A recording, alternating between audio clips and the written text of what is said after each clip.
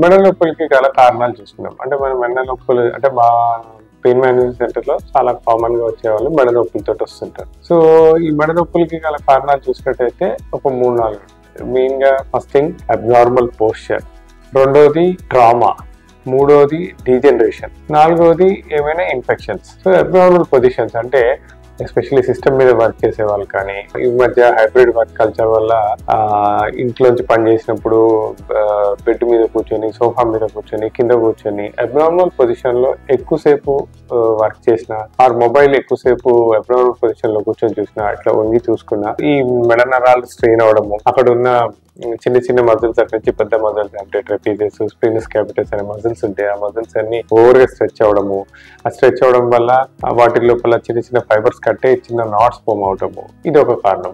రెండోది ట్రామా, అంటే బైక్ పైన కానీ కార్ లో కానీ వెళ్తూ సడన్ బ్రేక్ వేసినప్పుడు ఆ జర్కీ మూమెంట్స్ వల్ల ఈ మజిల్స్ కొద్దిగా డ్యామేజ్ అవడం కానీ, ఆ సడన్ లో హెవీ వెయిట్స్ లిఫ్ట్ చేసినప్పుడు డ్యామేజ్ అవ్వడం కానీ, అంటే అలవాటు లేకుండా ఎక్సర్సైజ్ చేయడం అంటే జిమ్ లోపల తలపైకి హెవీ వెయిట్స్ లిఫ్ట్ చేసినప్పుడు కానీ, ఇట్లాంటప్పుడు ఏమవుతుందంటే ఆ మజిల్స్ దెబ్బతింటమే కాకుండా అప్పుడప్పుడు డిస్కులు అంటే మనకి వెన్నుపూసకి మధ్య ఉన్న డిస్క్ ముందుకి వెనక్కి జరిగినప్పుడు కాన్స్టెంట్ గా పెయిన్ రావడం. వయసు రీత్యా ప్రతి ఆర్గాన్ డీజనరేట్ అవుతుంది. అయితే ఈ మెడ దగ్గర ఉన్న అంటే వర్టిబ్రల్ బాడీస్ మధ్యలో ఉన్న డిస్క్ కూడా డీజనరేట్ అవడము, ఆ స్పేస్ నేరో అవడము, ఆ స్పేస్ నేరో అయినప్పుడు ఎప్పుడైనా అబ్నార్మల్ పొజిషన్ లో ఎక్కువ దూరం ట్రావెల్ చేసిన అంటే కార్ లో కానీ, బస్ లో కానీ, ట్రైన్ లో కానీ, ఆర్ పెద్ద పిల్లోస్ పెట్టుకొని సడన్ లో అలవాటు లేని పిల్లోతో పెట్టుకొని పడుకున్నప్పుడు అక్కడ కొద్దిగా ఆ టిష్యూ డ్యామేజ్ అవ్వడం వల్ల కాన్స్టెంట్ పెయిన్ వస్తుంది. ఇంకోటి ఇన్ఫెక్షన్స్. సో మన ఇన్ఫెక్షన్స్ లో చూసినట్టయితే చాలా కామన్ గా టీబీ,